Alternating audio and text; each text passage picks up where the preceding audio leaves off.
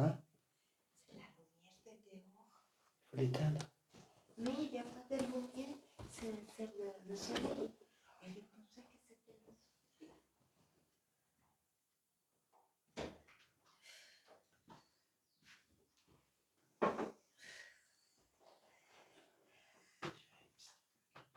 C'est vrai, moi aussi, j'ai pas dans ma salle de...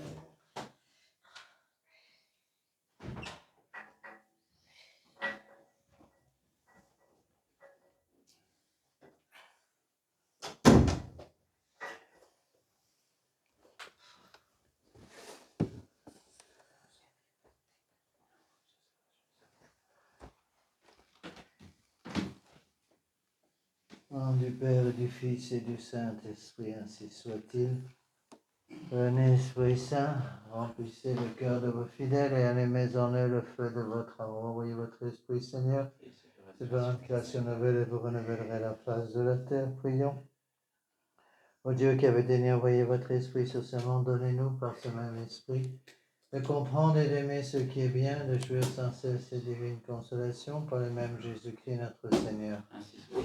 Je vous salue Marie, pleine de grâce, le Seigneur est avec vous, vous êtes bénie entre toutes les femmes, et Jésus, le fruit de vos entrailles, est béni. Sainte Marie, Mère de Dieu, priez pour nous pauvres pécheurs, maintenant et à l'heure de notre mort. Amen.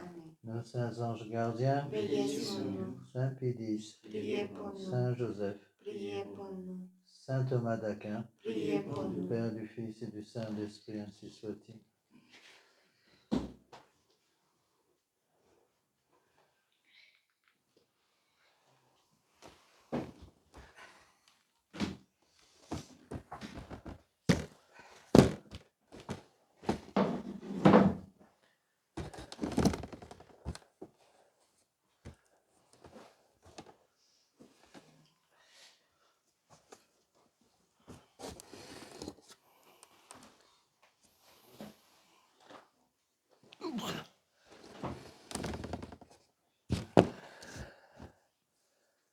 Alors nous continuons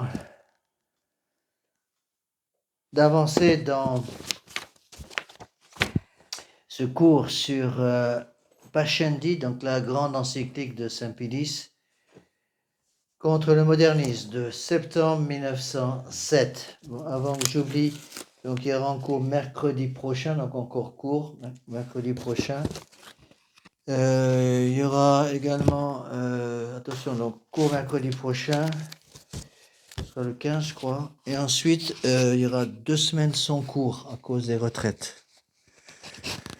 Donc, reprise des cours, donc il y aura cours mercredi prochain, et ensuite on reprendra les cours le 5 juin. Je m'excuse, on fait un peu ce qu'on peut, on ne veut pas tout faire.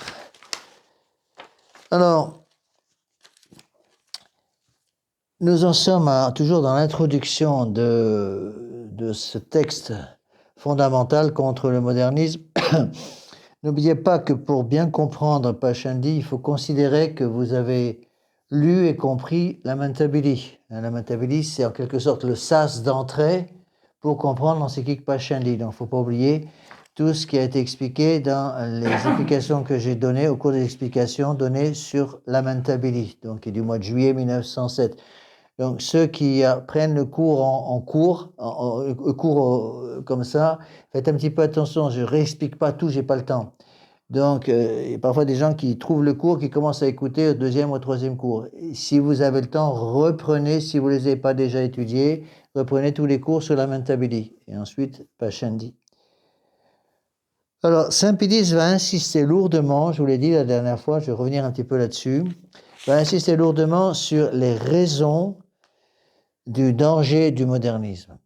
Bon, il y a 2 dangers du modernisme. Premier danger, on a l'impression que c'est une pagaille désorganisée. Deuxième danger, le danger vient de l'intérieur de l'Église, c'est-à-dire provoqué par des gens qui connaissent bien ce qu'ils attaquent. Il est évident, quand une attaque vient, par exemple, d'un prêtre, excuse-moi, je vais enlever ça parce que ça me gêne. Il est évident que quand les attaques viennent, par exemple, de prêtres ou d'évêques, ils savent exactement où frapper. Donc, ce sont les deux dangers qu'il faut bien comprendre. Alors, là, il y a deux sortes de pagaille. J'ai peut-être mal expliqué la première fois. Il y a deux sortes de pagaille. Pagaille dit désordre.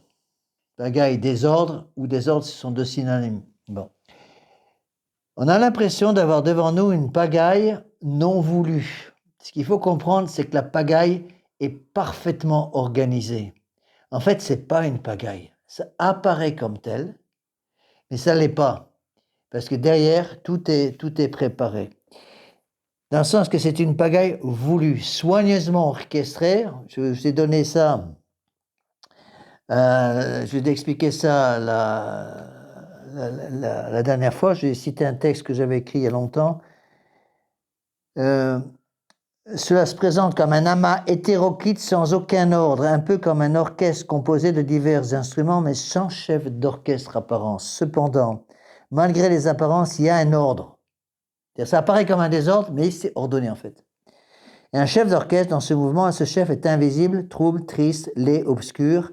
C'est celui que notre Seigneur appelle le prince de ce monde. C'est la première chose qu'il faut comprendre. C'est ça justement, c'est qu'on a l'impression que c'est pas sérieux parce que c'est pagaille.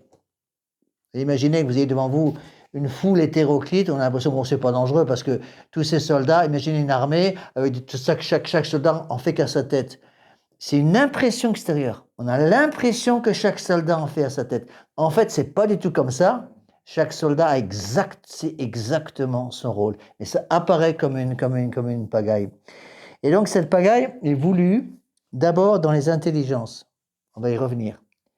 D'abord, la pagaille dans les intelligences, c'est-à-dire détruire le système intellectuel, détruire l'usage des premiers principes, surtout le principe d'identité, le principe de causalité, le principe de non-contradiction. J'ai déjà expliqué tout ça. Donc, une pagaille dans les intelligences pour empêcher les gens concernés, les gens qui sont sous la coupe, en quelque sorte, des modernistes, les empêcher d'utiliser leur intelligence. Pourquoi ?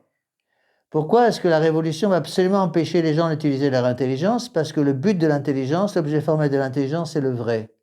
Or, ils ne veulent surtout pas que vous atteigniez le vrai. Donc, on maintient une pagaille dans les intelligences. Empêcher les intelligents de se poser quelque part pour atteindre le vrai. J'en ai un peu parlé dimanche dernier au sermon. Rappelez-vous ce que j'ai expliqué sur le prolétariat. Un prolétaire, c'est quelqu'un qui n'a pas d'attache, qui n'a pas de racine. Et donc, pour que la révolution marche dans l'Église, qu'on appelle le modernisme c'est la révolution dans l'Église, tout simplement, il faut que les personnes qui subissent ce modernisme n'aient pas d'attache, donc pas de protection, donc pagaille dans les intelligences. Deuxièmement, pagaille dans les volontés, très important, surtout chez les jeunes, pour que les jeunes et les moins jeunes n'aient plus la possibilité de se sortir en quelque sorte de la pagaille. Notamment, ils vont utiliser la loi du nombre pour ça. En disant, mais oui, tout le monde est d'accord avec cette pagaille, tout le monde suit ça, tout le monde suit le mouvement. Donc, mettez-vous dans le mouvement, parce que tout le monde y va. Donc, pagaille dans la volonté, et surtout, pagaille dans les mœurs. Pagaille dans les mœurs, surtout, introduction des mœurs contre nature. Parce que c'est beaucoup plus profond et pratiquement impossible, il est pratiquement impossible, sans des grâces tout à fait spéciales du bon Dieu, de se sortir des vices contre nature, très très difficilement. D'accord ? C'est la première chose qu'il faut comprendre. Il y a une pagaille. Et on verra après que c'est la raison pour laquelle Saint Pidis a défini le modernisme à partir de la pagaille. Au début, moi, je n'avais pas compris ça. Quand j'ai étudié Pascendi pour la première fois, j'avais vu cette définition de Saint Pidis. Rappelez-vous la définition qu'il donne, égout collecteur de toutes les hérésies. Il utilise le mot qu'il faut égout. C'est-à-dire c'est la saleté, égout collecteur de toutes les hérésies. J'avais l'impression qu'il y avait une pagaille, justement, parce que Saint Pidis n'arrivait pas à définir cette pagaille. Mais en fait, c'est exactement ça. C'est un égout collecteur, c'est-à-dire c'est une pagaille dans les intelligences, pagaille dans les volontés, pagaille dans les mœurs. Bon. L'égout collecteur de toutes les hérésies, et ceci va entraîner une impossibilité d'utiliser les vertus, les grandes vertus de protection. Rappelez-vous les 10 vertus de protection. Si quelqu'un est capable de me donner le nom des 10 grandes vertus qui protègent la foi catholique? La prudence. C'en est une. On commence par les plus importantes. D'abord les théologales. Théologales, c'est quelles? Foi, espérance, charité. On commence par ça. Foi pour croire, espérance pour prier, ça c'est le sermon de demain. Demain c'est l'ascension. Avant que j'oublie, ceux qui m'écoutent sur Internet, vous aurez la messe en vidéo demain après la messe de 10h. C'est le jour d'obligation demain. Donc, foi pour croire, espérance pour prier, charité pour suivre les commandements. Puis après, deuxième série, les 4 vertus cardinales, prudence, justice, force, tempérance, et les 3 conseils évangéliques, pauvreté, chasteté, obéissance. Il faut bien comprendre ça, parce que c'est comme ça que travaillent les modernistes. Les modernistes, si vous voulez, par cette pagaille, c'est un peu comme une termite. Les termites vont attaquer le bois de soutien. Le soutien de la foi catholique, le soutien de notre croyance religieuse, ce sont ces 10 vertus.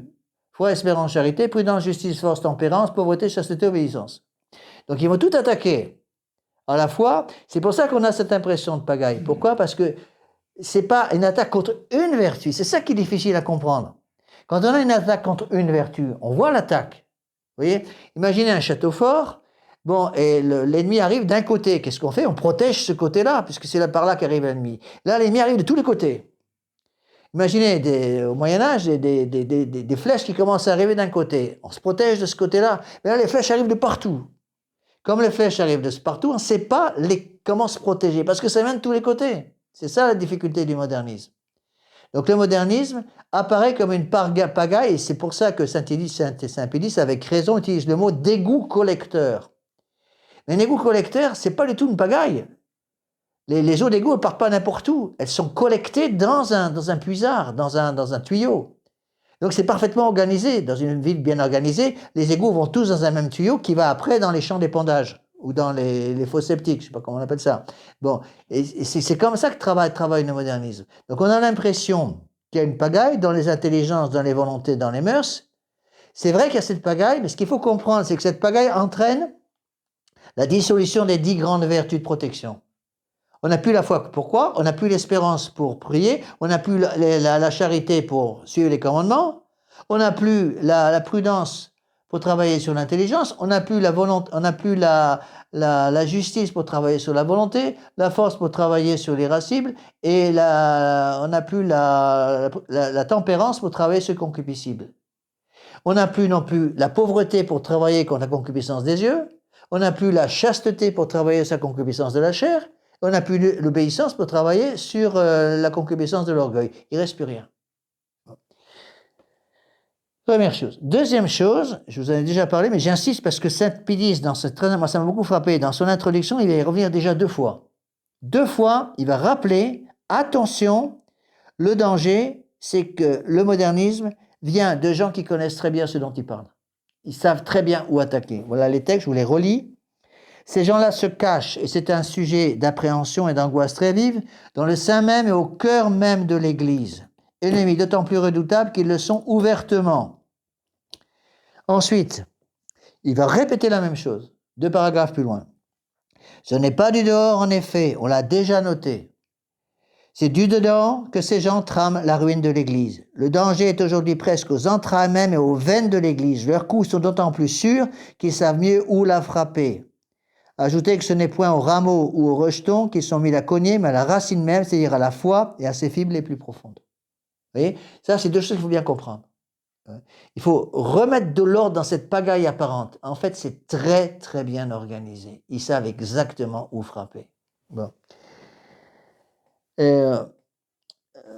D'autres choses, de point de détail, j'ai noté ça en préparant ce cours. Plus un danger est caché, plus il est dangereux. Saint-Pédis fait remarquer qu'il se cache au cœur même de l'Église, c'est-à-dire caché dans les soubassements de l'Église pour ruiner petit à petit, affaiblir les fondations même de l'Église. Bon. Donc, plus le danger est caché, plus il est dangereux. Aussi, plus le danger est enrobé de bien, plus il est dangereux. Rappelez-vous l'histoire que je raconte tout le temps comme exemple d'une tarte aux pommes avec 2 gouttes d'arsenic ou une tarte aux pommes avec 1 litre d'arsenic. Ça sent l'arsenic à plein nez, elle n'est pas dangereuse, c'est là, parce que tout le monde voit le danger. Par contre, s'il n'y a qu'1 ou 2 gouttes, elle est beaucoup plus dangereuse. Donc, si le danger est enrobé de bien, plus il y a de bien pour entourer le mal, pour cacher le mal, plus le mal devient dangereux. D'accord? C'est pour cela, ça c'est un point de philosophie qui est extrêmement important. il faut bien se mettre ça dans la tête. Aussi, nos fidèles ont du mal à comprendre ça. Le mal absolu n'existe pas. Il ne peut pas y avoir quelque chose qui est 100% mauvais. C'est impossible. L'exemple qu'on donne, c'est le démon. On dit tout le temps, mais monsieur l'abbé, le démon est 100% mauvais. Non, le démon n'est pas 100% mauvais. Qu'est-ce qu'il y a de bon dans le démon? Oui, mais c'est surtout son caractère angélique. Le démon est un ange. Donc, étant ange, il garde un raisonnement d'ange. Il comprend les choses par intuition, donc beaucoup plus facilement que nous. C'est ça qui fait son danger, justement. D'accord? Bon. Et donc, plus le danger est enrobé par une quantité importante de biens, plus il est dangereux. Plus la présentation extérieure est bonne, plus elle est dangereuse. Vous voyez, rappelez-vous ces exemples que je donne souvent, du prêtre qui est complètement perdu de mœurs et qui joue de la guitare dans tous les pubs de la ville et qui se promène en tongs et en short. Celui-là n'est pas très dangereux. Par contre, le prêtre qui est avec cheveux courts, col romain, soutane noire et ceinture, et qui prêche l'obéissance absolue, aveugle à Bergoglio, beaucoup plus dangereux. Oui, il faut bien comprendre toutes ces choses-là, oui, afin de se protéger. Alors on avance. Je reprends là où on s'est arrêté la dernière fois. Donc le pape Saint-Pédis a expliqué la difficulté. La difficulté, c'est que Monseigneur Lefebvre nous disait avec raison, un moderniste est inconvertissable. C'est comme un musulman. Un musulman est inconvertissable dans son milieu. Pour convertir un musulman, il faut sortir du milieu. Bon. Monseigneur Lefebvre nous donnait souvent cet exemple quand il était en Afrique. Quand il était en Afrique, il y avait des écoles fondées par les missionnaires, surtout lorsque notre Seigneur Jésus-Christ était au Gabon, à Libreville, ou dans les missions autour de Libreville, à Djolé, à Lambaréné. Et il y avait des écoles fondées par les prêtres. Et les musulmans demandaient à rentrer dans ces écoles parce qu'il y avait de la discipline, parce qu'il y avait de l'ordre, et ça changeait un peu la pagaille habituelle d'un pays. Et donc les musulmans demandaient à mettre leurs enfants là. Alors qu'est-ce qu'il fallait faire? Donc Monseigneur Lefebvre, à l'époque il n'était pas encore évêque, ils acceptaient un certain nombre de musulmans, mais évidemment, il limitait le pourcentage pour être sûr qu'il n'y ait pas un débordement. Je crois qu'il limitait à 30%, il me semble bien de mémoire. Bon. Donc il y avait 30% de musulmans. Et Monseigneur Lefebvre nous disait, mais on obligeait tous les musulmans à suivre les mêmes cours que les petits catholiques. Il n'y a pas de différence. Et ça, les parents musulmans comprenaient, ça ne les gênait pas du tout. Et donc les petits musulmans assistaient aux cours de catéchisme comme les petits catholiques. Et beaucoup de petits musulmans demandaient de devenir catholiques.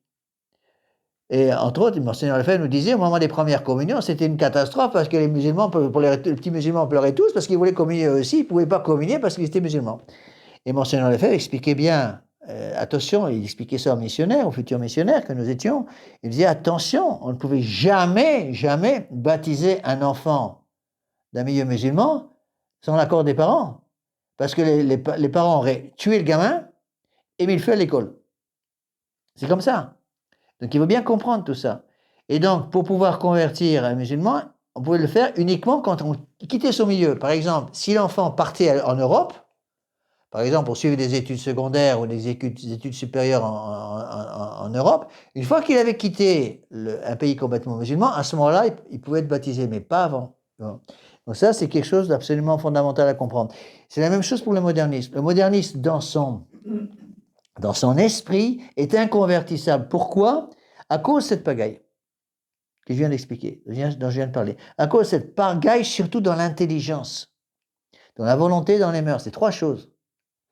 Comme il y a pagaille dans l'intelligence, ils n'arrivent pas à atteindre le vrai. Comme il y a pagaille dans la volonté, ils ne peuvent pas atteindre le bien. Et comme il y a pagaille dans les mœurs, le péché empêche les conversions.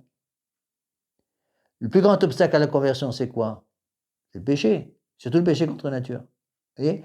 Donc, à cause de cette pagaille dans les intelligences, dans les volontés, dans les mœurs, le modernisme devient pratiquement inconvertissable.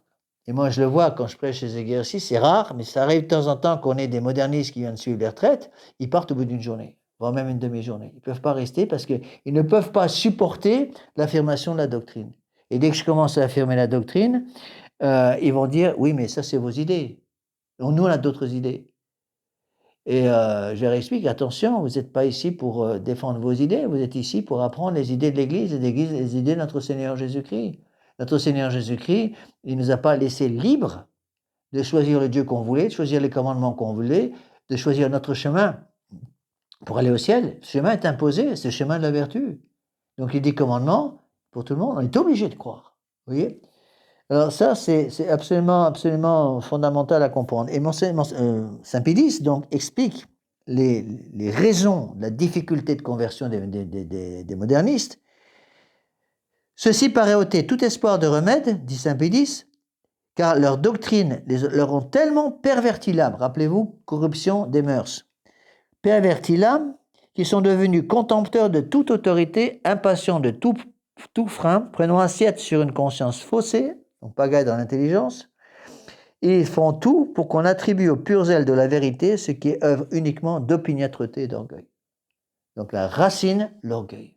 Mettre l'orgueil dans les âmes des jeunes, surtout des enfants. Et si on met l'orgueil dans les âmes des enfants, à ce moment-là, ils n'ont plus aucune protection. Quelle est la vertu qui va être détruite par l'orgueil chez les enfants? L'obéissance. Or, l'obéissance, rappelez-vous, c'est la 10e de ces 10 vertus dont je vous ai parlé de protection. La dernière, c'est pauvreté, chasteté, obéissance.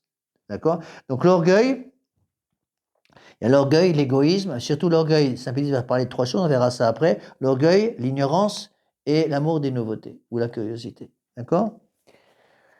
Alors, Saint Pédis va conclure cette partie que nous avons expliquée la dernière fois. Trêve donc au silence qui désormais serait un crime. Donc, Saint Pédis reconnaît, pendant longtemps, il a essayé, il le dit lui-même, il va essayer de convertir les modernistes. Mais il se rend compte rapidement qu'à cause de cet orgueil, à cause de cette opiniâtreté et orgueil, c'est un peu la même chose, hein, c'est le synonyme, à cause de cet orgueil, il ne se convertit jamais. Et donc, la charité ne fonctionne plus, il faut maintenant la force. D'accord? Et donc, trêve au silence, désormais, qui serait désormais un trêve, donc au silence, qui désormais serait un crime. Il est temps de lever le masque de ces hommes-là et de les montrer à l'Église universelle qu'ils sont.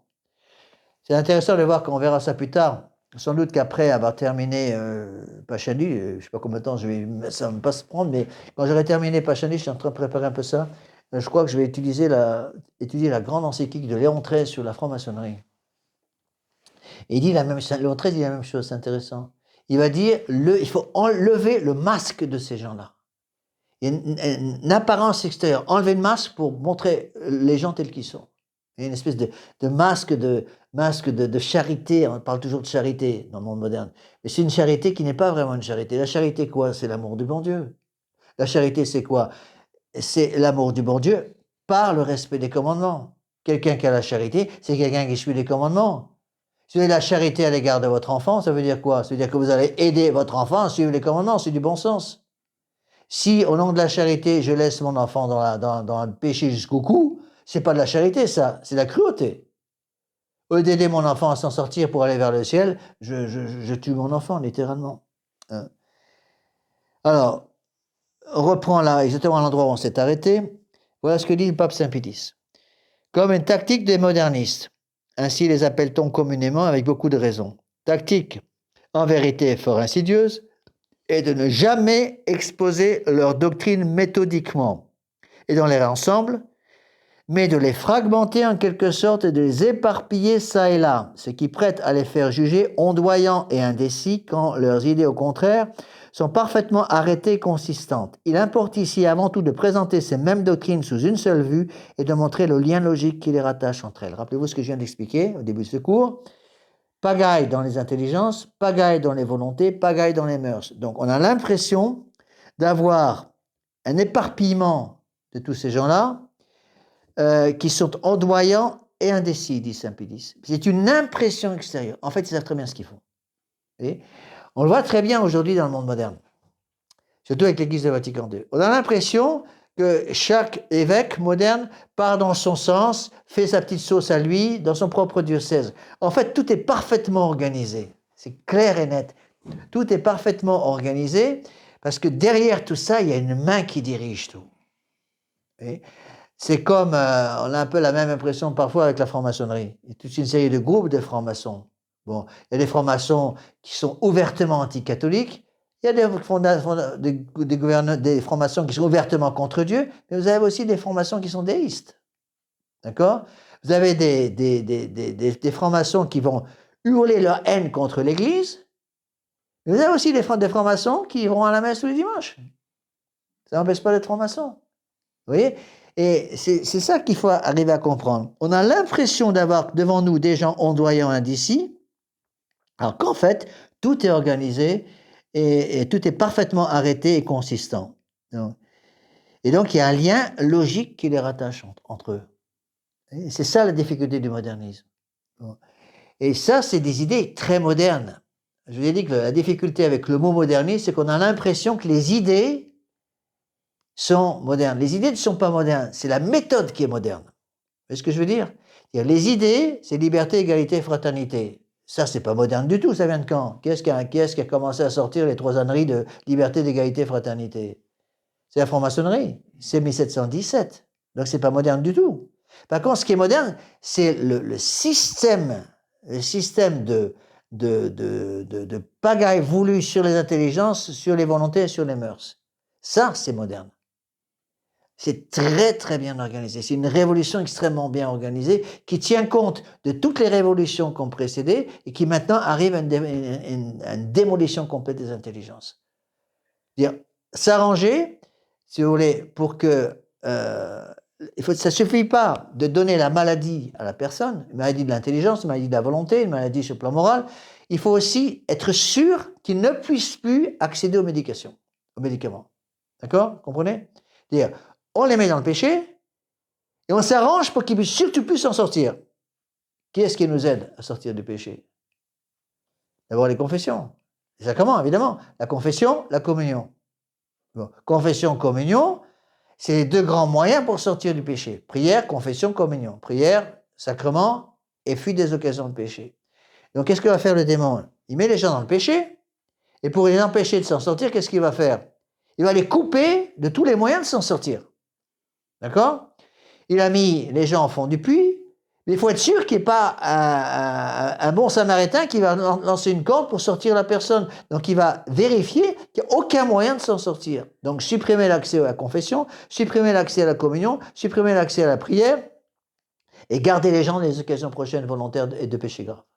Et à ce moment-là, ça devient inconvertissable. C'est pour ça qu'un moderniste est inconvertissable. Vous voyez? Une fois qu'on a compris ça, on comprend tout. Hein? Et ça, c'est le danger de tous malheureusement, c'est quelque chose qui se répand dans la tradition, je vous en ai déjà parlé plusieurs fois, c'est le danger de ceux qui se coupent des confessions, qui se coupent de la communion, sous prétexte que le prêtre n'est pas assez saint pour eux ou d'autres raisons. Bon, alors, ils se coupent de la confession, ils se coupent de la communion. Dans la pratique, ils vont se couper donc des sources mêmes de survie. C'est comme quelqu'un, si vous voulez, qui est au fond du gouffre, on lui tend une corde, il refuse de saisir la corde. Et là, on tombe dans quoi? On tombe dans l'orgueil dont je vous ai parlé. Vous voyez? Nous nous réservons, dit saint Pédis, d'indiquer ensuite les causes des erreurs et de prescrire les remèdes propres à retrancher le mal. Vous voyez, donc il indique ici le plan de l'encyclique. Donc d'abord, il importe ici avant tout de présenter ces mêmes doctrines sous une seule vue, de montrer le lien logique qui les rattache entre elles. On a l'impression d'avoir une pagaille devant nous, en fait c'est une pagaille organisée, il y a un chef d'orchestre derrière. D'accord? Deuxième chose, indiquer les causes des erreurs. Troisième chose, prescrire les remèdes. Donc la pagaille organisée, ensuite deuxième étape, les causes, d'où ça vient, d'où viennent ces erreurs, troisièmement, le remède. Et saint Pédis va ensuite développer tout ça. Ici c'est en quelque sorte le plan d'action qu'il va utiliser dans son encyclique. Vous voyez? Alors, encore une fois, je voudrais revenir à propos, c'est un papier que j'ai écrit il y a très longtemps, mais il n'a pas pris une ride, alors j'ai encore un peu l'utiliser.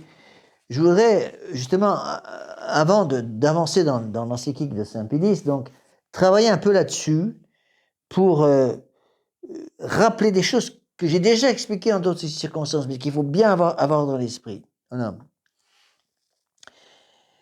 Donc, les modernistes préparent la venue du nouveau maître en essayant de détruire tout ce qui est connecté d'une façon ou d'une autre à l'ancien ordre catholique. Il va non seulement changer le comportement des individus, mais inverser radicalement leur façon de penser. Il faut faire marcher les gens sur la tête. Rappelez-vous la formule, changeons la façon de penser des gens et nous changerons leur façon de vivre. S'ils ne vivent pas comme ils pensent, ils seront un jour obligés de penser comme ils vivent. Et vous ne pouvez pas attaquer directement la foi. Il faut donner des habitudes de païens aux gens. Faites vivre les gens comme des païens et ils finiront par penser comme des païens. Bon, vous avez une bonne jeune fille catholique qui veut conserver la foi. On ne va pas lui parler directement de devenir témoin de Jéhovah ou de changer sa religion. Qu'est-ce que vous allez faire? Qu'est-ce que va faire le démon? Il va d'abord changer sa façon de vivre. Et changeant sa façon de vivre, ils vont obtenir un changement au niveau de l'intelligence, au niveau de la foi. Bon, on le voit très bien aujourd'hui.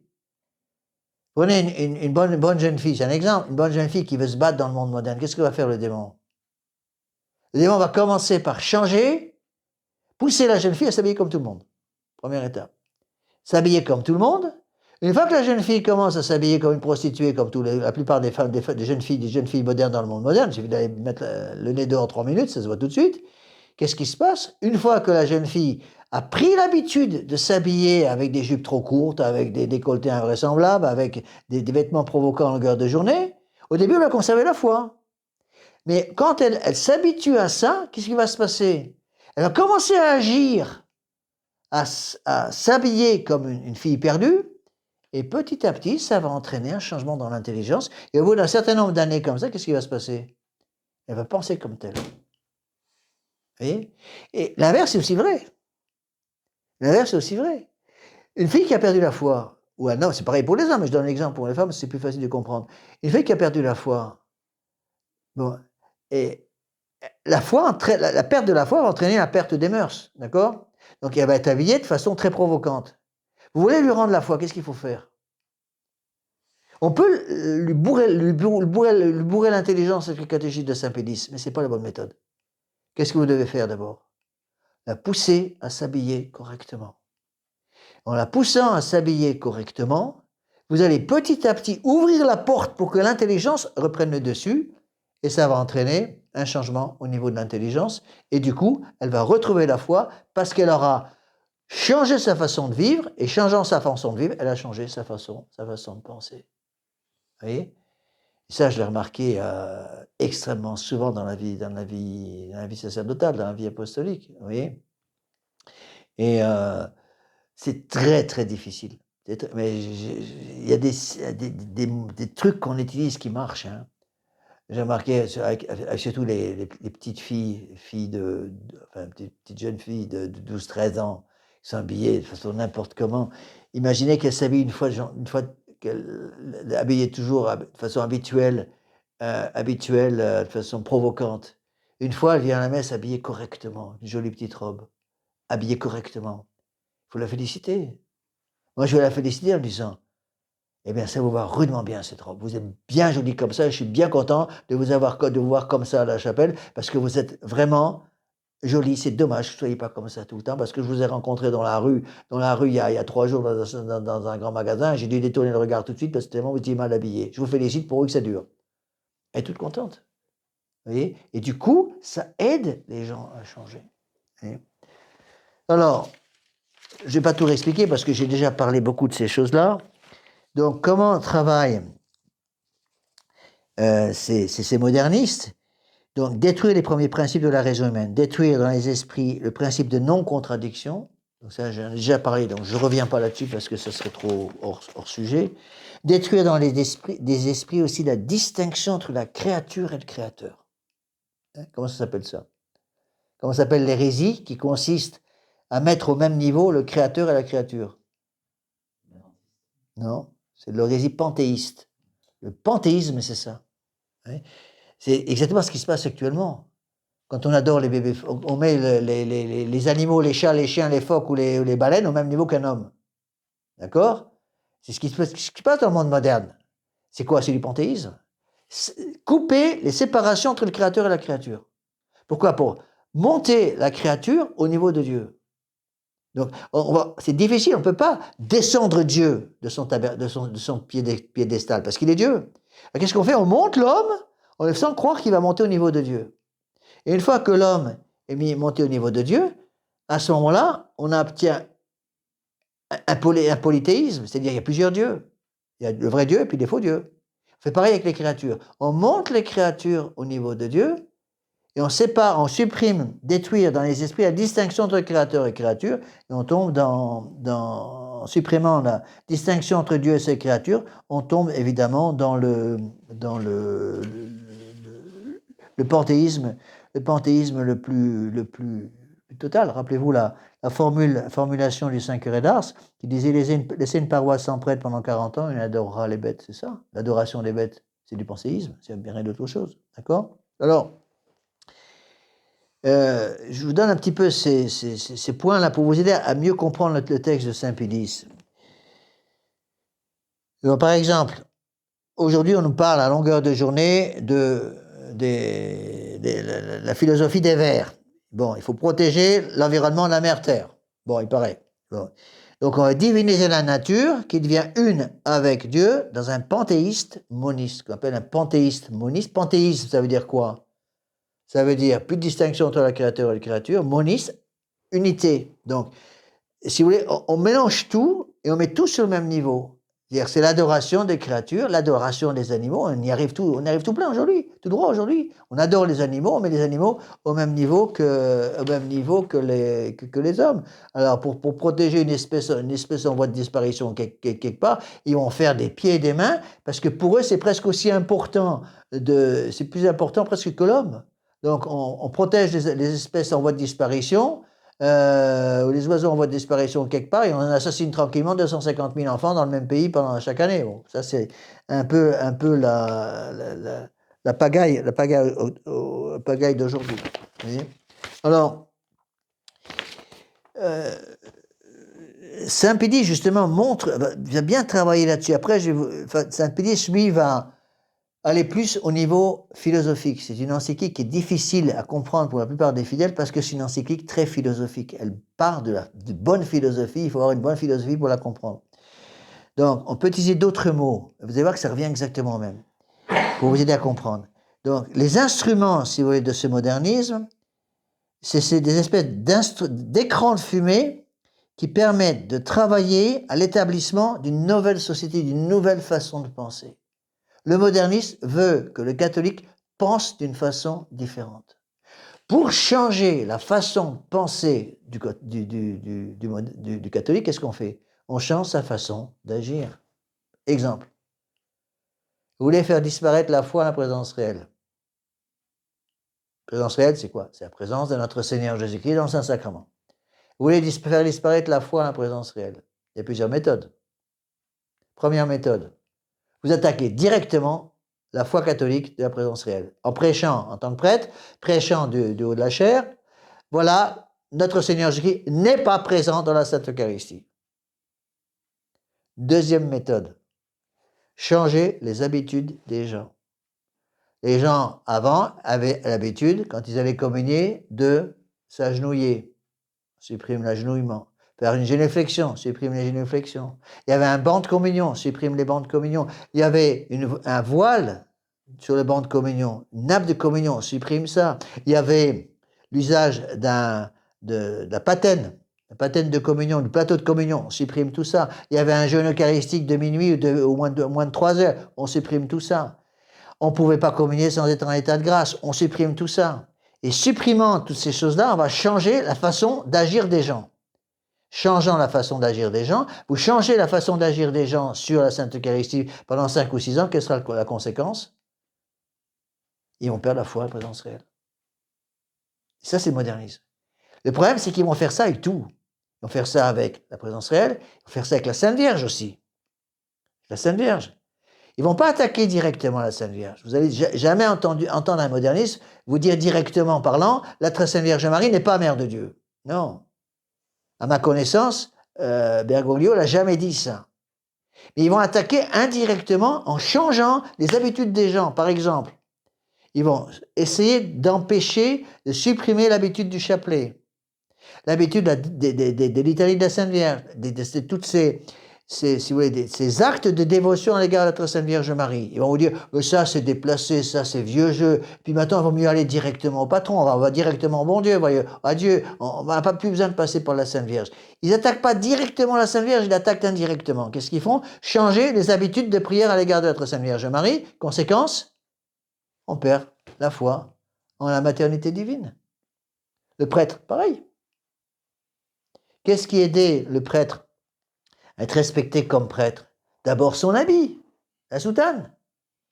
La soutane rappelait les 3 vœux du prêtre. Le col romain qui rappelle le vœu d'obéissance, la soutane elle-même, le vœu de pauvreté, et la ceinture, le vœu de chasteté. Donc on met les prêtres, d'abord première étape en clergyman, deuxième étape, une petite croix de 3 mm et demi ici sur la poitrine, quatrième étape, plus rien du tout. On a plein dedans actuellement. Ah mais il faut... Est-ce que les gens ont peur de la soutane? Quand quelqu'un me dit, un prêtre me dit, les gens modernes ont peur de la soutane, je lui dis toujours, je regarde droit dans les yeux et je lui dis toujours la même chose, on voit que vous ne l'avez jamais portée. Parce que si vous l'aviez portée 5 minutes, vous ne diriez pas une bêtise pareille, parce que c'est exactement l'inverse. Bon. Vous voyez, donc ils changent les habitudes. Vous voyez, autre forme de respect, le titre Monsieur l'abbé, ou dans certains cas, mon père. Qu'est-ce qu'ils ont fait maintenant? Ils ont fait sauter tout ça. Et maintenant, ils appellent, c'est bonjour Jojo, bonjour Alfred, bonjour je ne sais pas trop qui. Bon, mais ils appellent directement par le prénom. Il n'y a plus aucun respect extérieur. En changeant les habitudes de comportement à l'égard du prêtre, on change la théologie du prêtre qui est derrière. Le prêtre était le ministre de Dieu, maintenant le prêtre devient simplement le président de l'Assemblée. Vous voyez? Et ça, beaucoup de gens le voient, parce qu'ils vont vous dire, oui, le prêtre de mon curé, de mon village, est devenu complètement moderniste. Et c'est vrai qu'il est devenu moderniste, donc ils utilisent bien le mot qu'il faut, il est devenu moderniste. Pourtant, on n'a jamais dit qu'il était moderniste. Il a changé ses façons de s'habiller, sa prédication, etc. Et tout est comme ça. Par exemple, vous rentrez dans une église moderne. Commençons par une église catholique, c'est plus facile. Vous rentrez dans une église catholique. Bon. Vous rentrez, quelle est la première chose qui est au centre de tout? C'est le tabernacle. Il y a l'autel central, l'autel principal, le tabernacle au-dessus, la croix encore au-dessus du tabernacle, la lampe du Saint-Sacrement, le canopée au-dessus du tabernacle avec la couleur liturgique. Tous les regards sont centrés sur le tabernacle, parce que c'est le centre. L'abbesse, c'est le renouvellement non sanglant du sacrifice du calvaire pour amener notre Seigneur Jésus-Christ dans l'autel, sur l'autel. Tout est centré sur le tabernacle. Dans les églises modernes, où est le tabernacle? 99 fois sur 100, il est plus sur l'autel central. Bon, l'autel central, c'est plus l'autel d'avant, c'est en général une table, toute simple, qui est mise devant, complètement vide. Et qu'est-ce qu'il y a sur la table? Un micro. Donc tout est centré sur la parole du prêtre. Tout n'est plus centré sur le tabernacle, la présence de notre Seigneur Jésus-Christ, mais sur la parole du prêtre. C'est ça le modernisme. Et ce que je voudrais que vous arriviez bien à comprendre, c'est que tout ce qu'elle va dire maintenant, sur le plan philosophique, parce que la partie qui arrive maintenant, Saint Pédis va parler des 3 grandes erreurs de base qui forment le modernisme. Il va utiliser 3 mots. L'agnosticisme, l'immanence vitale, l'évolutionnisme. Bon. Là, on rentre en philo. Parce que pour comprendre ce que veut dire l'immanentisme, ou le mot immanence vitale, ou le mot agnosticisme, il faut expliquer. C'est des termes philosophiques. Donc c'est plus compliqué. Ça, je donne beaucoup d'exemples, parce que c'est avec les exemples qu'on comprend. D'accord? Donc ce qu'il faut aussi savoir, c'est que pour changer la façon de penser des gens, les modernistes vont aussi utiliser des moyens. Et ils vont en utiliser essentiellement 3 dans le monde moderne. L'écologisme, pas besoin de faire un dessin, c'est partout maintenant. Les vers, les petits oiseaux, les petites fleurs, les arbres et tout ça, c'est plus important que le reste. Il faut donc, ça ne n'empêche pas, en contradiction complète avec leurs croyances, d'essayer de nous pousser maintenant à manger des sauterelles ou à manger des insectes à longueur de journée. Les pauvres petits qui vont passer à la casserole, c'est pas facile. Bon, donc l'écologisme, le féminisme, pas besoin de vous faire un dessin non plus, il est partout, et l'occultisme. Ça, c'est la face cachée. Donc tout le monde voit l'écologisme, Et vous voyez, faire attention, parce que quand on parle d'écologie, les gens vont nous dire, mais monsieur l'abbé, c'est pas si mauvais que ça, l'écologie, vous comprenez? Les gaz d'échappement partout dans les grandes villes, c'est quand même pas très beau. Il faut faire attention à purifier l'air pour commencer à manger correctement. On va pas manger des produits infectés de produits chimiques, et donc il faut manger du biologique pour arriver à avoir une bonne santé. Ça, c'est l'extérieur, d'accord? Mais ce qu'il faut comprendre, c'est que derrière l'écologisme, qu'est-ce qu'il y a? C'est ce que je viens de vous expliquer avant. C'est adorer la créature. La nourriture devient la chose à adorer. L'animal devient la chose à adorer. Le chien, le chat devient aussi important qu'un animal. Bon, et vous avez des modernistes, des écologistes, qui vont en arriver à dire que la protection des animaux est quelque chose de fondamental. Vous avez un parti politique, je crois, en France, basé sur le droit des animaux. Mais enfin, on marche sur la tête, là, comme si c'était le plus important, d'accord?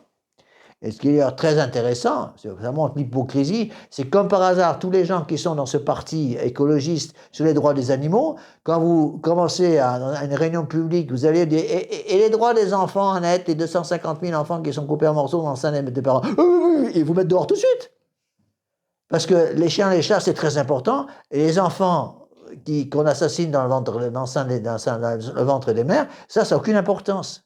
Et j'ai remarqué que, c'est très intéressant, que tous ces gens qui sont écologistes, ils sont pratiquement tous de gauche, peu de choses près, et comme par hasard, ils sont tous pour l'avortement. Donc dans leur esprit, on sent très bien, c'est l'adoration de la créature, mais pas n'importe quelle créature. On ne va pas monter l'enfant à naître au niveau de Dieu, parce que ça ne les intéresse pas. Par contre, l'adoration du chat, du chien, de la souris ou de je ne sais pas trop quoi, là c'est quelque chose d'important. Donc ça, c'est l'écologie. Deuxième chose, le féminisme. Bon. Le féminisme, ça on le voit actuellement, maintenant ça devient partout, c'est absolument partout, à tel point que maintenant, heureusement, enfin le bon Dieu a un peu le sens de l'humour, parce que les féministes, les plus grands ennemis des féministes maintenant, c'est les gens qui sont dans la théorie du genre. Parce que les féministes veulent faire une distinction complète entre les bons, c'est les femmes, et les mauvais, c'est les hommes. Surtout l'homme blanc, bien entendu. Bon. L'homme blanc a toujours assassiné, a toujours persécuté toutes les femmes du monde, c'est bien connu.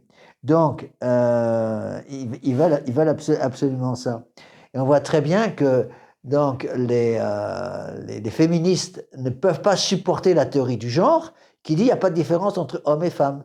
Chacun choisit d'être homme ou femme. Alors ça, ils ne peuvent pas supporter. Bon. Ils font parfois des erreurs comme ça. C'est un peu une aide pour nous. C'est comme le gouvernement qui, en France, a joué la carte de l'islam. C'est clair et net. L'islamisation de la France, elle est partout. Il suffit d'aller dans une grande ville, on le voit tout de suite. Quand j'étais dans la ville d'Agen, il y a quelques jours, là, pour porter la communion à un malade, eh bien, on voit l'islamisation, elle est là partout, elle est quatre partout. Donc, on le veuille ou non, elle est là. Eh bien, cette islamisation, c'est très intéressant de voir que le gouvernement, heureusement, ils sont bêtes comme leurs pieds, c'est ce qui nous sauve d'un certain côté, ils ont poussé la carte de l'islam, et maintenant, ils poussent la carte des LGBT. C'est aussi très net. Sans comprendre que les LGBT et l'islam, ça fait deux. Parce que dans les pays islamiques, les LGBT, ils n'ont pas exactement pignon sur rue. Dans certains pays islamiques, les homosexuels, les sodomites, c'est les gens sont raccourcis d'à peu près 30 cm. Hein. C'est vite réglé. Il y a des pays comme ça où c'est peine de mort pour les sodomites. Hein. Et il faut comprendre ça. Donc, si vous voulez, la terre est élevée au rang de déesse, l'homme et la femme deviennent égaux dans le paradis, justement moderniste. Inutile de préciser que l'idée de l'homme chef de famille est totalement étrangère à ces idées-là, qui parlent même de Dieu au féminin. L'écologisme et le féminisme sont unis par la femme, représentée par la terre et le rythme cyclique de vie et de mort. Tout ça, c'est derrière le modernisme. Vous allez me dire, monsieur l'abbé, en quoi ces choses-là ont à voir? On parle du modernisme ici. Pourquoi vous nous parlez du féminisme? Pourquoi vous nous parlez de l'écologisme ou de l'occultisme? Parce qu'il y a un lien. Parce que justement, on a enlevé toutes les protections, et les catholiques qui n'ont plus les protections vont tomber dans le féminisme, vont tomber dans l'occultisme, vont tomber dans l'écologisme. Alors, le troisième point, c'est l'occultisme. Et derrière le modernisme, il y a des phénomènes occultistes extrêmement graves. Ça commence maintenant à sortir, ces choses-là. Mais pratiquement, on le sait maintenant, même à Rome, il y a historiquement parlant, on peut maintenant le prouver, il y a eu des sectes sataniques dans lesquelles des prêtres et des évêques ont travaillé ensemble pour rendre un culte aux démons. Ça devient de plus en plus... Au début, c'était caché, mais ça devient maintenant absolument évident. C'est dans ce domaine, d'ailleurs, certainement dans l'occultisme, que le doigt de démon peut se voir le plus. On a du mal parfois à voir le doigt du démon dans le féminisme ou dans l'écologisme. Par contre, dans l'occultisme, on le voit tout de suite. Hein. On le voit tout de suite. Il y a une relation étroite entre l'écologisme, le féminisme et l'occultisme. D'accord ?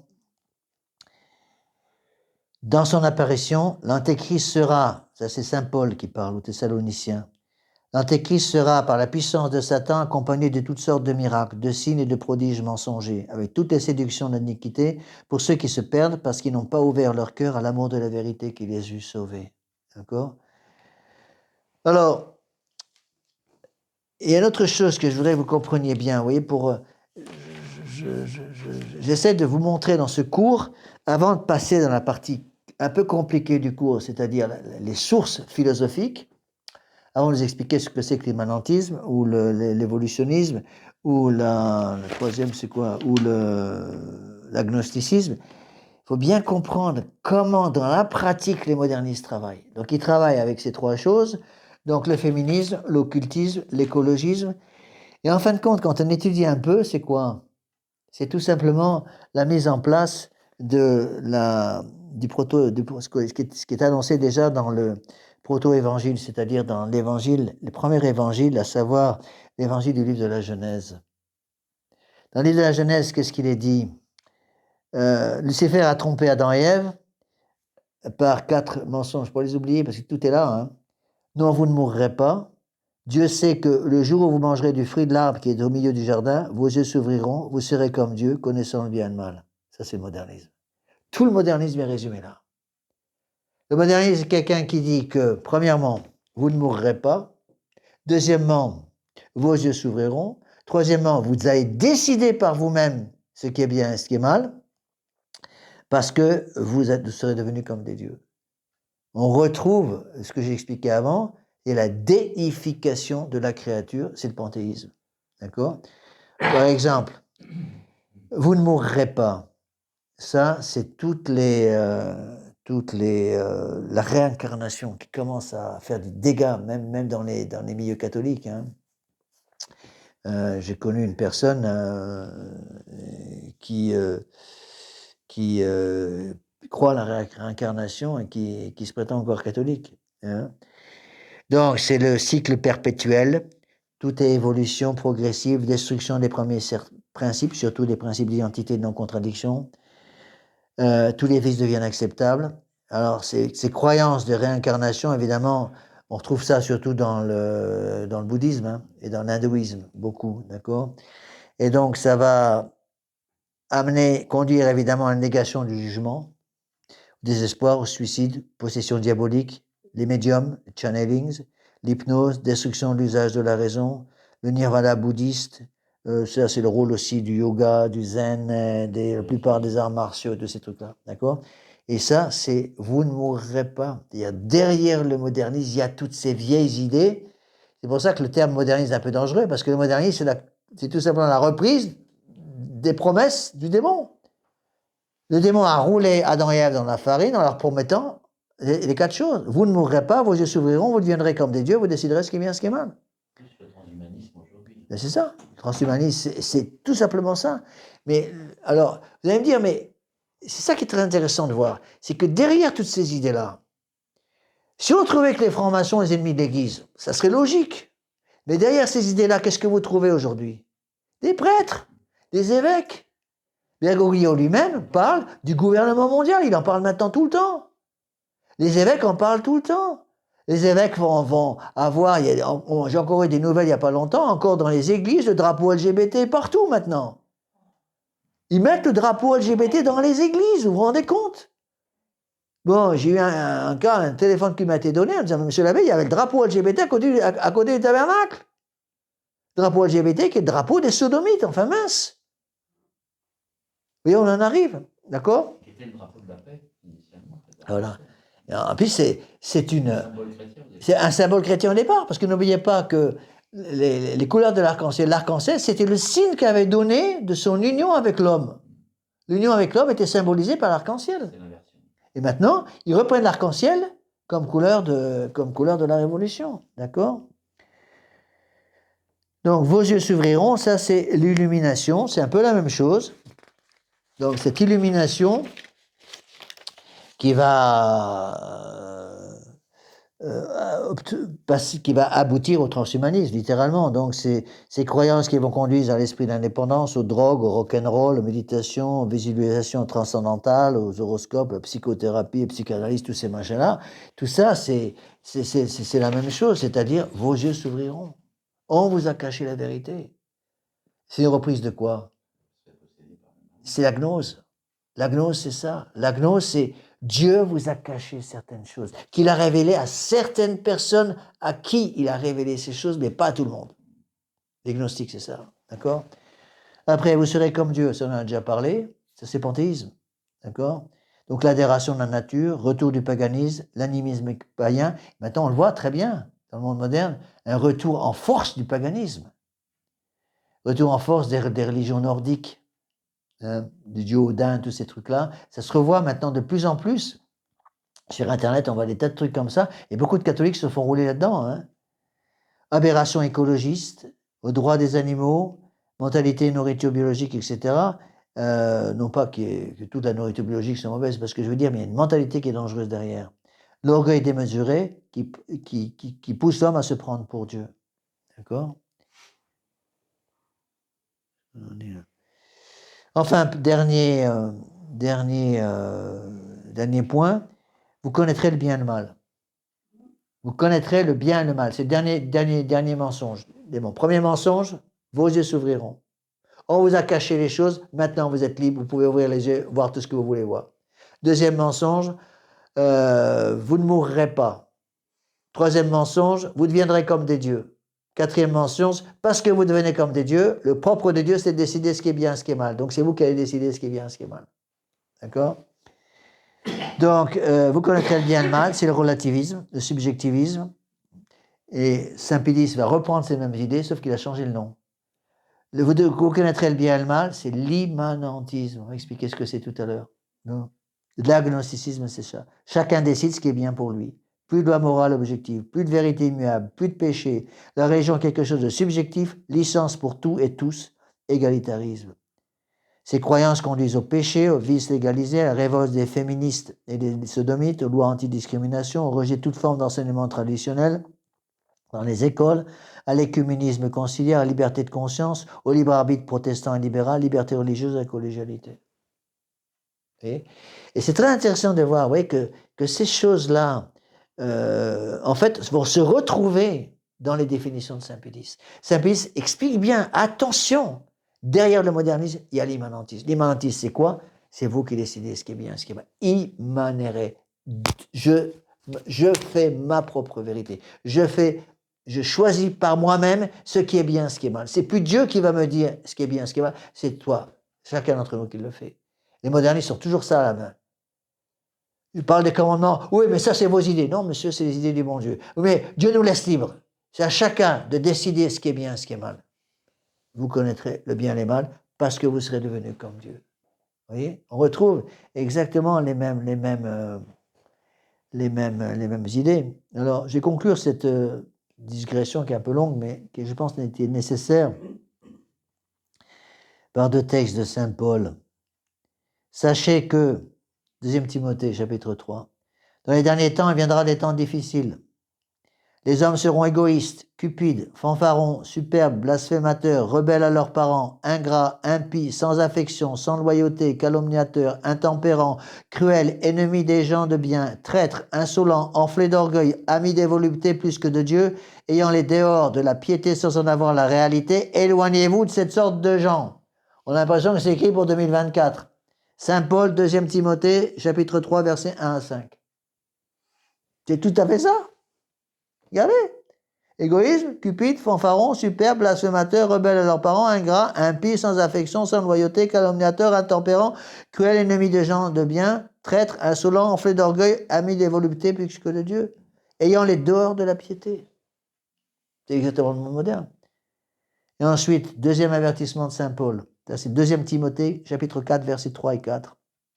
Un temps viendra où les hommes ne supporteront plus la saine doctrine, mais se donneront une foule de docteurs suivant leur convoitise et avides de ce qui peut chatouiller leurs oreilles. Ils les fermeront à la vérité pour les ouvrir à des fables. Le modernisme ferme l'intelligence des gens à la vérité pour les ouvrir à des fables. La théorie du genre, c'est une fable. Le woke, la culture woke, c'est une fable. Mais malheureusement, c'est des fables qui conduisent en enfer. Hein. C'est ça le drame. D'accord? Vous allez me dire, même monsieur l'abbé, à ce moment, qu'est-ce qu'on fait? On se tire une balle dans la tête? Ben non. Il y a un petit détail. Une autre petite citation quand même qu'il ne faut peut-être pas oublier. Matthieu 16, 18. Les portes de l'enfer ne prévaudront point contre mon Église. Et la très sainte Vierge Marie, à Fatima, à la fin, mon cœur immaculé triomphera. Mais elle a dit à la fin, pas au début. Vous voyez? Alors, Saint-Pédis, si vous voulez, oui, je fais un peu une digression sur tout ça, c'était un peu long, je m'excuse, mais je crois que c'était nécessaire. J'ai pensé, en préparant mon cours cet après-midi, il faut que je parle un peu de ça. En fait, j'ai repris ça d'une conférence sur le Nouvel Âge, parce que c'est exactement le Nouvel Âge. Le Nouvel Âge du Verseau, qui a commencé dans les années 60. Alors, Saint-Pédis résume encore tout ce que je viens de vous dire là. C'est une autre forme. Voilà ce qu'il dit. Donc, il a précisé. Alors, voilà ce qu'il dit. On reprend un peu le texte de Saint-Pédis. Ça, c'est plus la Bénéfice, c'est Saint-Pédis. Donc, comme une tactique des modernistes, ainsi les appelle-t-on communément avec beaucoup de raisons. Tactique, donc, rappelez-vous ce que j'ai expliqué. Le fond est classique. C'est des vieilles idées. Liberté, égalité, fraternité. La méthode est moderne.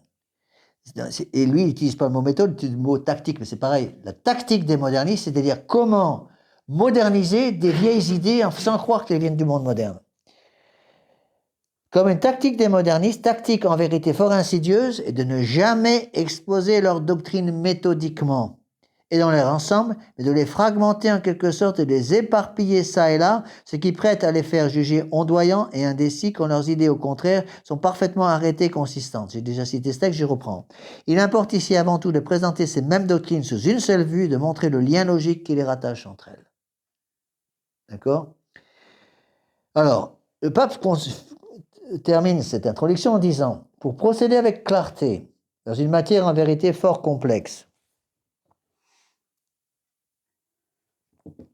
il faut noter tout d'abord que les modernistes assemblent et mélangent, pour ainsi dire, en eux plusieurs personnages.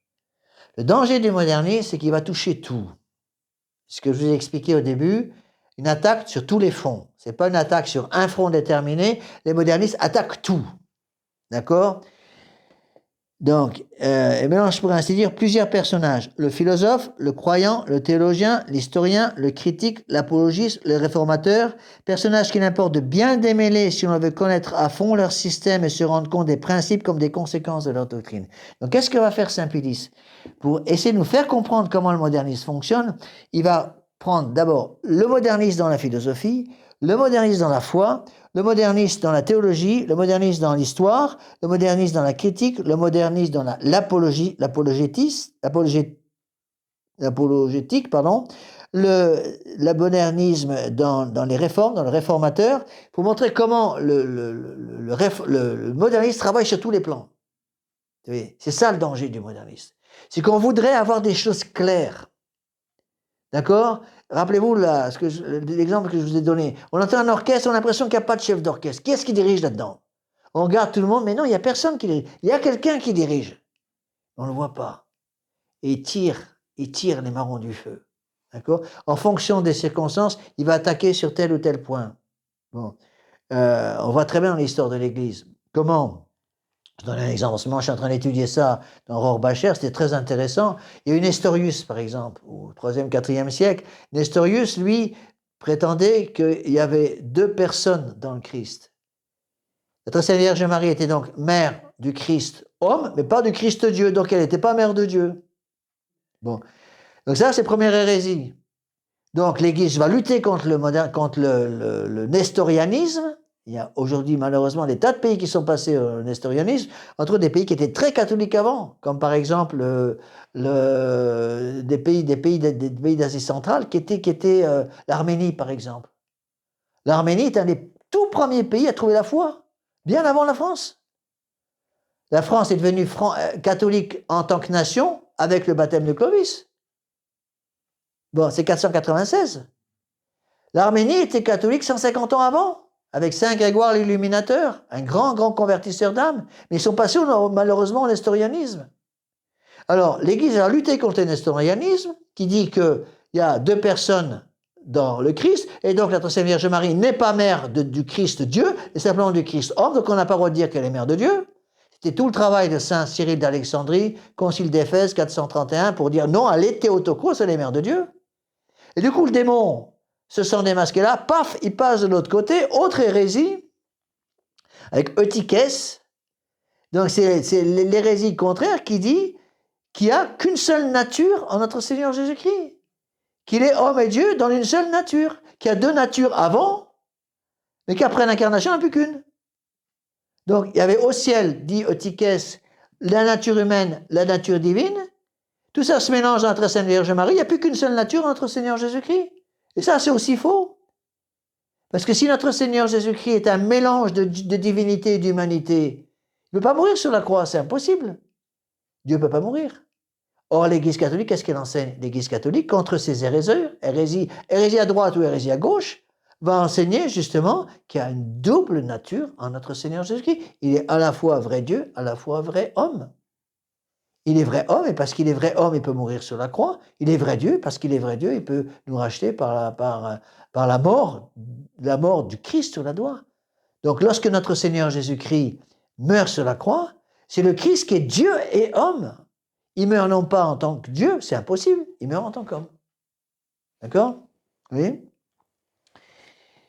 Je pense que cette digression était nécessaire parce que ça vous aide à comprendre pourquoi le modernisme est tellement difficile à vaincre. Parce que on est attaqué littéralement de tous les côtés. Avant, c'était clair, il y avait une hérésie. Le protestantisme, c'était une hérésie. L'arianisme, c'était une hérésie. Vous avez certaines grandes hérésies comme ça. Les hérésies Bérangère, c'était l'attaque contre le Saint-Sacrement. Maintenant, c'est tous les côtés. Partout, on est attaqué. On ne sait plus où donner de la tête parce que les flèches arrivent de tous les côtés. C'est ça le danger. Vous voyez? Et donc, il faut se concentrer sur la doctrine. Concentrer sur la doctrine. Et donc, Saint Pédis va justement attaquer avec le premier point en disant que, rappelez-vous ce qu'il dit, les modernistes assemblent et mélangent en eux plusieurs personnages, à savoir d'abord le philosophe. Donc il va parler d'abord de la philosophie moderniste. Il y a une fausse philosophie derrière. Bon. Et si on a compris ce qu'est la philosophie moderniste, à ce moment-là, on peut plus facilement lutter contre les bases du modernisme. D'accord ? Alors, évidemment, c'est un peu compliqué. Pourquoi? Parce que Saint Pédis va expliquer que le modernisme, c'est d'abord une maladie de l'intelligence. C'est l'intelligence qui ne fonctionne plus normalement parce qu'ils ont attaqué les premiers principes, surtout le premier principe de causalité. Il n'y a pas d'effet sans cause. Principe d'identité, etc. Bon, je ne reviens pas là-dessus, j'en ai déjà parlé. Donc, Saint Pédis va donner un nom à cette maladie. Il appelle ça le subjectivisme. C'est d'abord une maladie de l'intelligence. Ça, on voit les conséquences. le prêtre en civil, le prêtre qui fait du n'importe quoi, les gens qui se donnent des grandes tapes dans le dos pendant les messes, etc. La messe qui devient simplement un repas. Tout ça, les gens le voient. Mais ils ne voient pas que derrière, c'est d'abord une maladie de l'intelligence. Le modernisme, c'est d'abord du subjectivisme.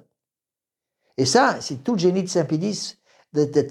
À partir, si vous voulez, de toute cette série de choses qu'il voyait, c'est un peu comme ça que l'intelligence doit travailler. Comment notre intelligence travaille?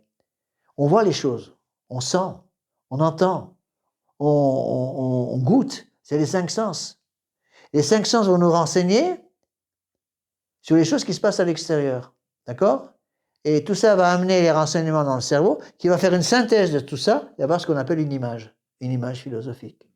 Cette image, qui est faite à partir des informations données par les 5 sens, donc ils vont renseigner le cerveau sur ce qui se passe à l'extérieur, parce que le cerveau directement n'a pas d'yeux, ou de bouche pour parler, ou pour sentir. Bon, mais il a des nerfs olfactifs, des nerfs auditifs, des nerfs visuels, hein, etc., qui vont donner tous ces renseignements par l'intermédiaire des 5 sens qui vont arriver au cerveau. Le cerveau fait une image, et si l'image qui est dans le cerveau correspond à la réalité, on est dans le vrai. Si l'image qui est fait dans le cerveau ne correspond pas à l'extérieur, on est dans le faux. Vous voyez? Et ça, c'est un petit peu compliqué à comprendre. Les gens ont du mal à comprendre ces choses-là. Vous voyez? Et le faux, c'est ça, c'est la définition du vrai dans saint Thomas, adequatio rei et intellectum. L'adéquation, c'est l'égalité entre la chose extérieure et l'intelligence. Quand l'intelligence se forme une image qui correspond à la réalité extérieure, on est dans le vrai. Vous voyez? Alors, le modernisme, qu'est-ce qu'il fait? Il va refuser le réalisme extérieur, la réalité. Il se fait sa propre vérité. Il ne s'occupe pas des renseignements donnés par les sens, il fait sa propre vérité pour s'inventer une vérité. Vous voyez? Et c'est le passage de l'être au paraître. Hein? Le passage de l'être au paraître. On passe, si vous voulez, de la réalité des choses au paraître, c'est-à-dire aux choses qui apparaissent et qui ne correspondent pas à la réalité. Vous voyez? Et ça, c'est quelque chose, il faut bien avouer ce qui est, c'est quelque chose qui est difficile à expliquer à nos fidèles. Ils ont énormément de mal de comprendre que le modernisme, c'est d'abord un problème d'intelligence. L'intelligence qui ne fonctionne plus normalement. C'est pour ça qu'un moderniste est inconvertissable. Comment convertir un moderniste? Il faut lui ouvrir le crâne, prendre le cerveau, le tourner dans l'autre sens et le remettre dans le crâne. Et puis on suture tout ça. Bon courage. C'est ça le modernisme. Le modernisme, c'est quelqu'un qui pense de travers. Il est viscéralement attaché à penser de travers. Il n'est plus capable de penser droit. Rappelez-vous le conseil que Monseigneur Lefebvre nous donnait au séminaire. Première chose que vous aurez à faire, réapprendre aux gens à penser droit. Le moderniste est incapable de penser droit. C'est pour ça qu'un moderniste, Monseigneur Lefebvre nous disait, je vous l'ai déjà dit, le moderniste est inconvertissable. Pourquoi? Parce qu'il ne peut plus penser droit. Donc, le fait qu'on va juger sur l'extérieur, ce passage de l'être au paraître, tout change, ça va entraîner l'évolutionnisme, va entraîner le fait que les gens modernes vont vivre dans le virtuel. Le virtuel, c'est quoi? C'est la déconnexion totale du monde réel. Pourquoi croyez-vous qu'ils poussent tellement les gamins à être sur les écrans à longueur de journée?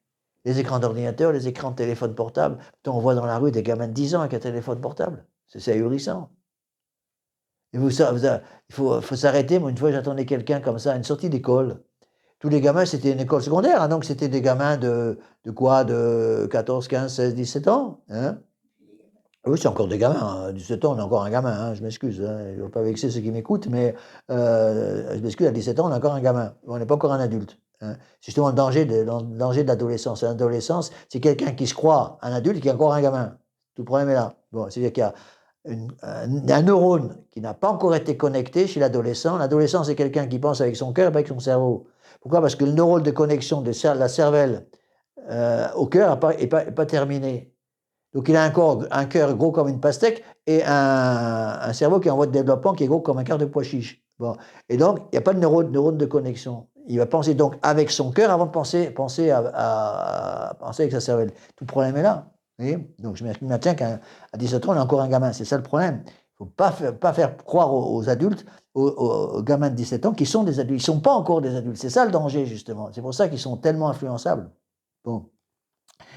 Donc, j'ai perdu le fil de mon... Je suis en train de chercher à dire quelque chose, je ne sais plus ce que je voulais dire. Bon. Vous voyez, donc, tout ça, c'est absolument fondamental à comprendre. Donc, il faut passer revenir au réalisme. Et c'est pour ça que Saint Pélis, on va voir après dans les textes, quand il va parler de ça, justement, il va essayer de décortiquer le modernisme pour montrer comment le modernisme travaille. Et c'est d'abord une maladie de l'intelligence. Il va appeler ça le subjectivisme. Hein. Subjectivisme, ça veut dire que le sujet prend la place de l'objet. Bon, j'ai déjà parlé de ces choses-là très souvent dans d'autres cours.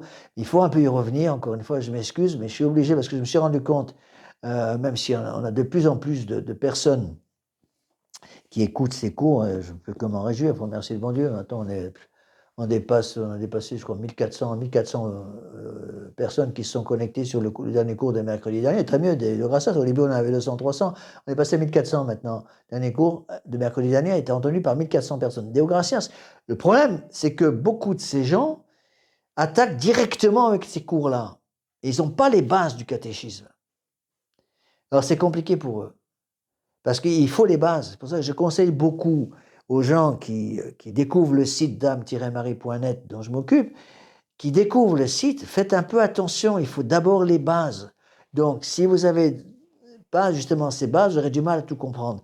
Donc, commencez par le cours de catéchisme lui-même, qui est en audio et pas en vidéo, parce qu'à l'époque, je n'avais pas encore de vidéo, est en audio, il y a 117 cours, je crois, sur le cours de catéchisme lui-même. Commencez par le catéchisme, et après, vous attaquez les cours sur les actes du magistère. Ou vous pouvez écouter les cours des actes du magistère, mais en même temps, obligez-vous, je dirais au moins une fois par semaine, d'écouter un des cours, si possible dans l'ordre, du catéchisme, pour avoir les bases de catéchisme qui vont vous aider après à ne pas vous faire rouler avec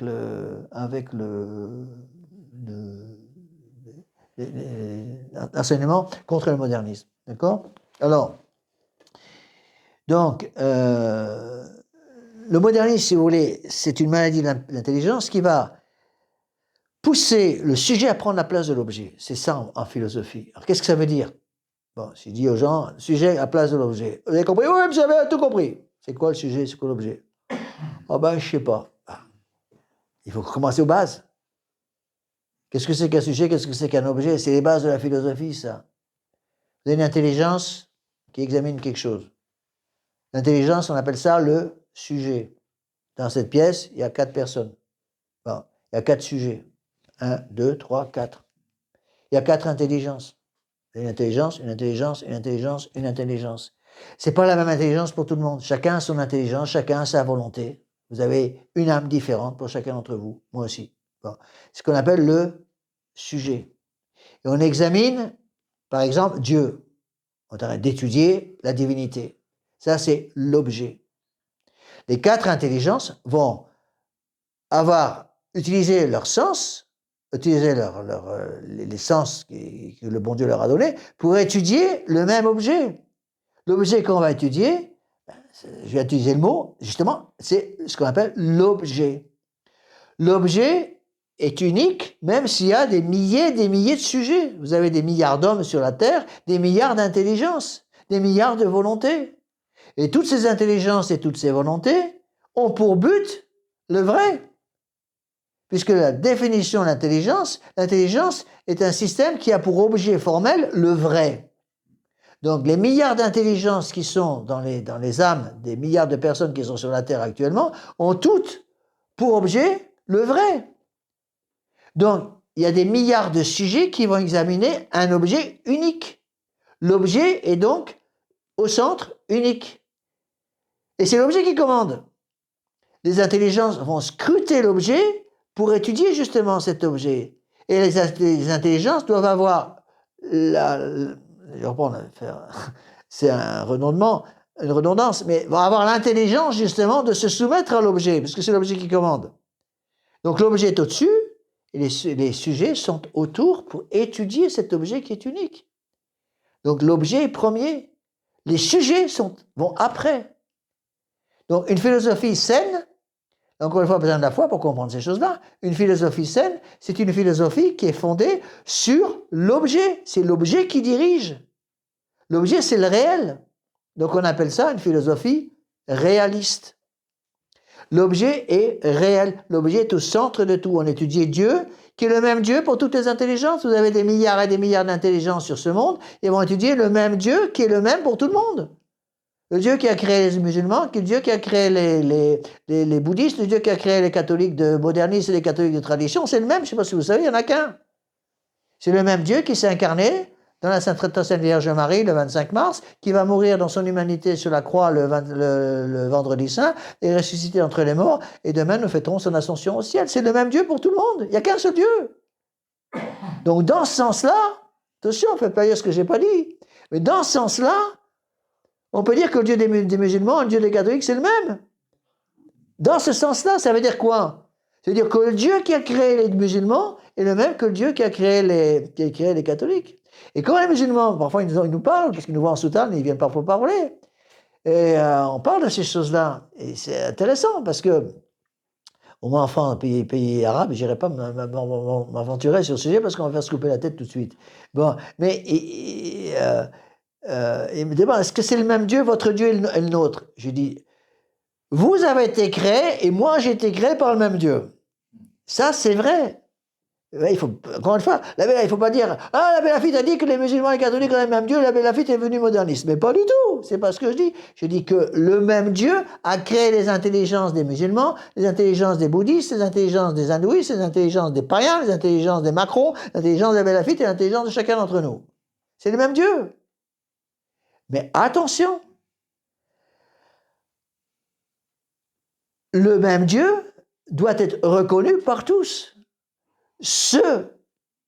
Celui que les musulmans appellent Dieu n'est pas un Dieu en trois personnes, puisque les musulmans refusent la deuxième personne, la Sainte Trinité. Les musulmans ne croient pas à la Sainte Trinité. Les bouddhistes ne croient pas à la Sainte Trinité. Ils sont polythéistes. Ils ne croient pas à la Sainte Trinité du tout. Donc, attention. Donc, dans ce sens-là, le Dieu des musulmans et le Dieu des catholiques, ce n'est pas le même. Vous voyez, il faut bien préciser les choses. Ce sont des créatures, mais pas... On est tous créés par Dieu. On peut même aller plus loin que ça. On est tous créés par Dieu. Et le paradis est un endroit dans lequel Dieu voudrait accueillir tout le monde. Il veut un seul troupeau et un seul pasteur. Donc il appelle tout le monde dans son paradis. Et il voudrait que les musulmans, les bouddhistes, les hindouistes, les païens, Macron et tout le monde se convertissent pour entrer dans le même paradis. C'est ça qu'il veut. Qu'ils deviennent enfants de Dieu. Qu'ils deviennent enfants de Dieu, exactement. Mais attention, il faut bien distinguer les choses. Que Dieu soit créateur universel, oui. Que Dieu soit l'unique moyen de salut, oui. Mais ça ne veut pas dire pour autant qu'on peut aller à lui sans suivre la loi des commandements de Dieu. Parce que Dieu a indiqué un chemin pour aller à lui. Il n'a pas dit « je suis une des voies, une des vérités, une des vies ». Il a dit « je suis la voie, la vérité, la vie ». Il n'y en a qu'une. Donc il n'y a pas de valeur de salut en dehors de l'Église catholique. C'est ça qu'il faut arriver à comprendre.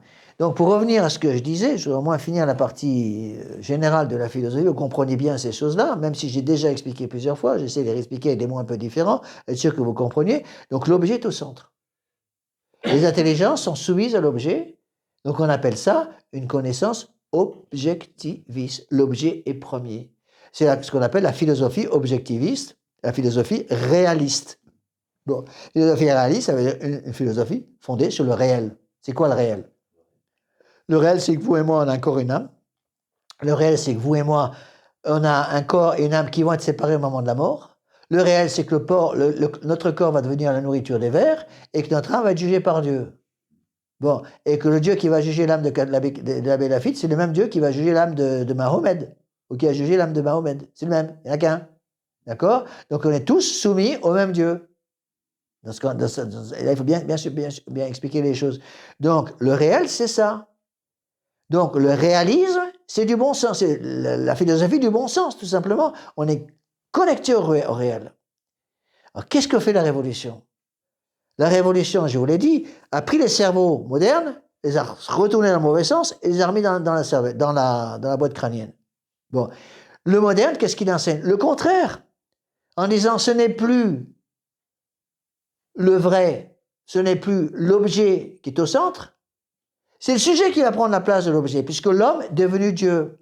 Donc chaque sujet est devenu Dieu. Chaque sujet devient son propre objet. Donc le sujet est maître, ce qu'on appelle le subjectivisme. Subjectivisme, ça veut dire le sujet est devenu premier. Philosophie subjectiviste, c'est une philosophie qui refuse le réalisme. Donc on appelle ça une philosophie, qu'est-ce qu'est le mot contraire du mot réalisme? C'est l'idéalisme. La philosophie idéaliste, c'est la philosophie d'un sujet qui est complètement déconnecté de l'objet. On ne veut plus se soumettre à qui que ce soit. Je ne servirai pas. Non serviam. Ça, c'est la doctrine générale dans toutes les écoles, dans toutes les universités en France au moins. On enseigne ces choses-là à longueur de journée. Vous êtes devenus des dieux parce que c'est vous qui êtes maître de votre destinée et vous n'avez plus obéir à quiconque, vous en faites qu'à votre tête. Et maintenant, dans les écoles françaises d'État, ils enseignent que le professeur n'a plus rien à enseigner. Il doit simplement être un guide pour empêcher que les enfants s'entretuent quand même, parce que ça fait un peu désordre de voir les enfants qui se coupent la tête entre eux. On ne veut pas de ça. Donc, ils guident un peu, mais ils n'ont plus rien à enseigner. Vous n'avez plus un enseignement à faire passer. J'ai un de mes fidèles à Nantes qui était à la retraite maintenant, qui est un ancien professeur, il me l'a dit. Il me dit quand on avait les visites d'inspecteurs, il me reprochait à moi qui était professeur, me disait-il, qui était en fin de carrière, il avait je ne sais pas combien d'années de carrière dans l'enseignement primaire pour les petits, et il me disait, on vous reproche de vouloir imposer votre vérité aux enfants. Il faut que les enfants soient libres. Et le professeur a dit, mais comment on enseigne dans ce cas-là? On a pu enseigner? Ah non, il faut respecter le désir de l'enfant. Il n'y a plus d'éducation, chacun en fait qu'à sa tête. Résultat des courses, c'est devenu les cours de récréation dans les écoles modernes, c'est devenu une jungle complète. Oui. Et donc, cette philosophie fondée sur le sujet, c'est-à-dire l'homme prend la place de Dieu, donc la philosophie objectiviste, réaliste est mise de côté, et à la place, on met une philosophie subjectiviste, c'est le sujet, l'intelligence de chacun qui prend le dessus. C'est-à-dire, chacun décide sa propre vérité. Chacun décide ce qu'il veut faire. Chacun décide, c'est moi le chef, je fais ce que je veux. Ça, c'est la liberté de conscience. La première conséquence d'une philosophie subjectiviste, c'est qu'on tombe dans l'hérésie de la liberté de conscience. Rappelez-vous, les grandes condamnations contre la liberté de conscience de Pie IX, de Cantacourant et de Syllabus, qu'on a déjà vu ensemble. Vous voyez? Et cette philosophie subjectiviste, c'est ce qu'on appelle la philosophie idéaliste. On peut avoir un autre mot qui est plus facilement compréhensible par les gens modernes, la philosophie virtuelle. On vit dans un monde virtuel, un monde artificiel, c'est la société des écrans. On a une belle image qui apparaît sur l'écran de l'ordinateur, sur l'écran de la tablette, sur l'écran du téléphone portable, et on finit par se convaincre que cette image correspond à la réalité. Mais ce n'est pas la réalité du tout, c'est un film. Voilà, d'accord?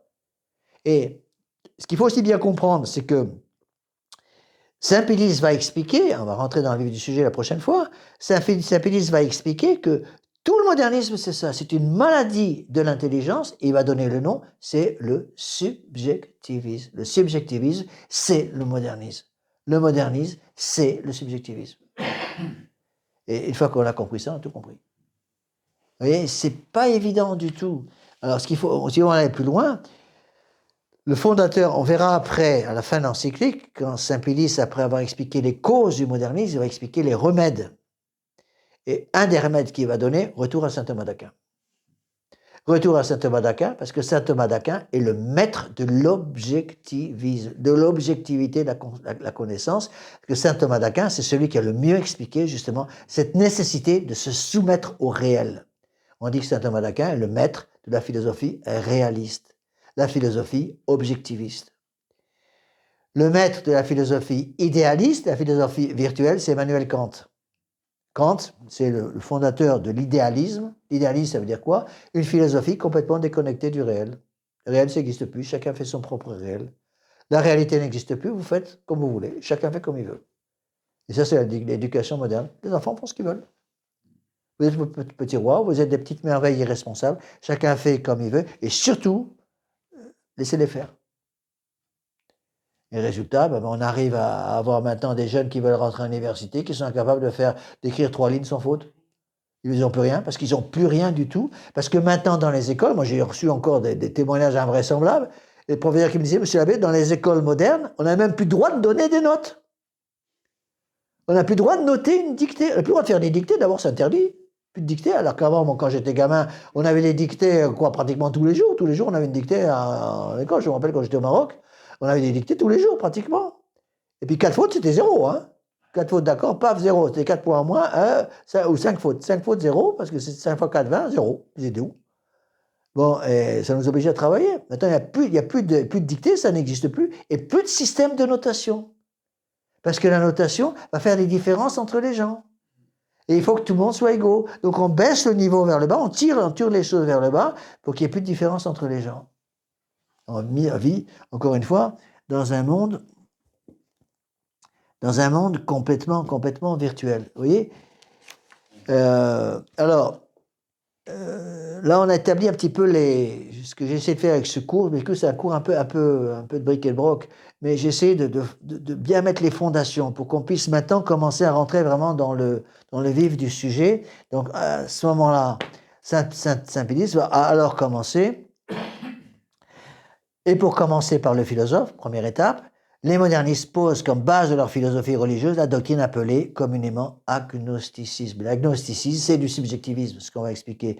Ensuite, il va parler de l'immanence vitale et troisièmement de l'évolutionnisme. Donc pour lui, tout le modernisme part, si vous voulez, de 3 faisceaux d'erreurs.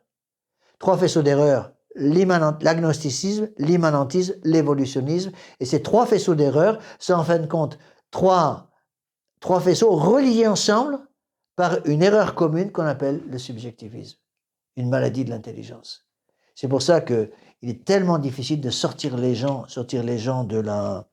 des erreurs modernistes, parce que c'est l'intelligence qui ne fonctionne plus normalement, d'accord? Voilà, donc, si Dieu veut, est-ce que j'en suis dans mon temps, là? Oui, c'est vrai. Donc, si Dieu veut, prochain cours, mercredi prochain, donc on sera le 15, je crois, c'est ça. Et ensuite, il y aura 2 semaines sans cours parce que j'ai les retraites. 2 retraites là, qui arrivent et je ne peux pas tout faire. Hein, c'est pas possible. Hein? Non, je me fais 1h30, comme d'habitude. Il est 7h30. Je fais à chaque fois 1h30. Là, j'ai 1h29, 54 secondes. Alors, vous voyez, on est à peu près dans les temps. Bon, on va finir par une prière. Au nom du Père et du Fils et du Saint-Esprit, ainsi soit-il. Je vous salue Marie, pleine de grâce, le Seigneur est avec vous, vous êtes bénie entre toutes les femmes, et Jésus, le fruit de vos entrailles, est béni.